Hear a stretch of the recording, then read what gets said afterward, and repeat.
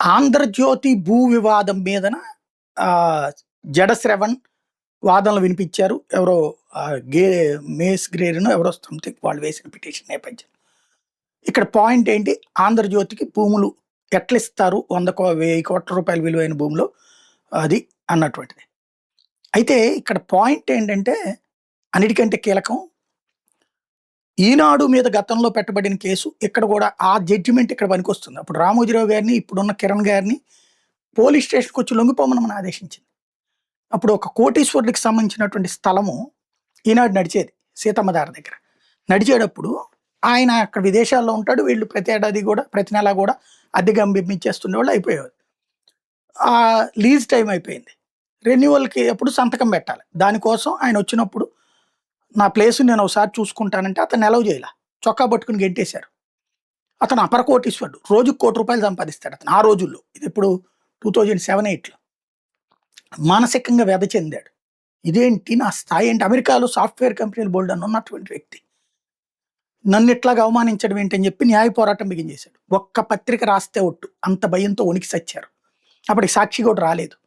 అప్పుడు టీవీ9 ఒక్కటే హైలైట్ చేశాం. ఆ టైంలో అసలు విషయం చివరికి కోర్టులో ఏం తేలింది అంటే ఆ స్థలం ముందు రోడ్డేశారు. రోడ్ ఎక్స్‌పాండ్ చేశారు. ఆ రోడ్ ఎక్స్‌పాన్షన్‌లో భాగంగా కొంచెం ల్యాండ్ వీళ్ళకి తీసుకున్నారు. 3 గజాలో, 4 గజాలు. అది వాస్తవంగా ఎవరివ్వాలి ఆ భూమిని? అసలు యజమాని ఇవ్వాలి. అతనికేం చెప్పలా. ఈనాడోళ్ళు ఇచ్చేశారు. ఆ తీసుకున్న భూమికి పరిహారం కావాలని ప్రభుత్వానికి అప్లై చేశారు. ఈనాడు చెప్తే ఆగమేఘాల మీద జరిగిపోతుంది కదా! పోయిన భూమికి 3 రెట్ల భూమి. పోయిన భూమికి 3 రెట్ల విలువైనటువంటి భూమి వేరే చోట ఇచ్చారు. ఎవరికివ్వాలి అది? స్థలం పోగొట్టుకున్నోళ్ళకి కదా ఇవ్వాల్సింది.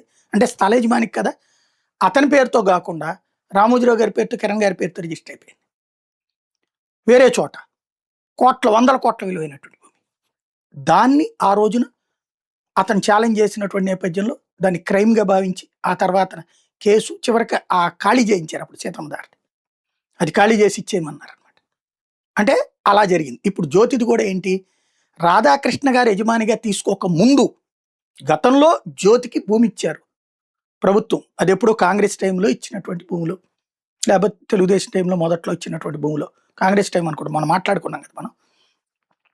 ఆ టైంలో ఉన్నటువంటి భూమి అది.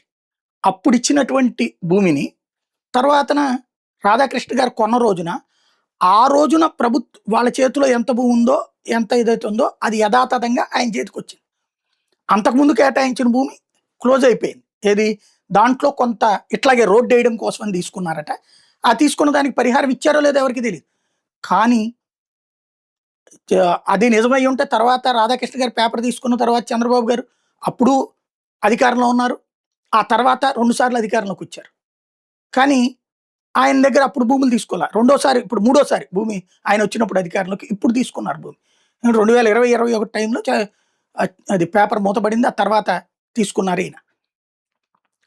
అప్పట్లో అంతకుముందు యాజమాన్యం టైంలో ఉన్న భూమికి సంబంధించిన పరిహారాన్ని ఇప్పుడు ఈయన తీసుకున్నారు. అప్పుడు ఆ యజమానికి కదా వెళ్లాల్సింది ఆ భూమి.